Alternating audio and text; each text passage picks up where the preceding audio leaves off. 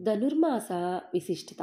ఈ మాసాన్ని ఖగోళ శాస్త్రపరంగా పరిశీలించగా చంద్రుడు పౌర్ణమి రోజున మృగశిర నక్షత్రమునందు ఉండుట వలన సౌరమాన ప్రకారం సూర్యుడు ధనుస్సు రాశిలో ప్రవేశించిన రోజు నుండి మకర రాశిలోకి ప్రవేశించు వరకు గల మధ్య రోజులని, అనగా సంక్రాంతికి ముందు 30 రోజులని ధనుర్మాసమని అంటారు.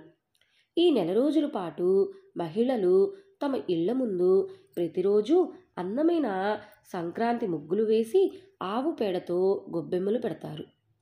విష్ణు భక్తులకి ప్రధానమైనవి రెండు. మొదటిది ఏకాదశి వ్రతమైతే రెండవది ధనుర్మాస వ్రతము.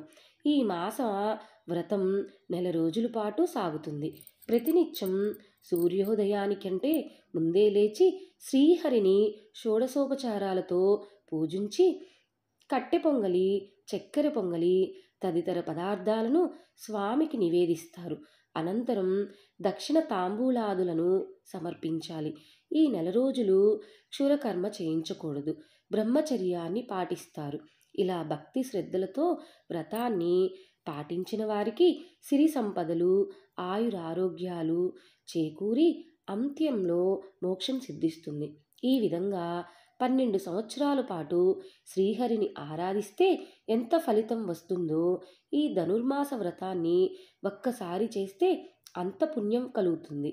హరి పూజలో తులసి పత్రాలను ఉపయోగిస్తే సకల పాపాలు తొలగి వైకుంఠధామం చేరటం ఖాయమని, భూప్రదక్షిణ చేసిన ఫలం సిద్ధిస్తుందని ఆగమ గ్రంథాలు స్పష్టం చేస్తున్నాయి.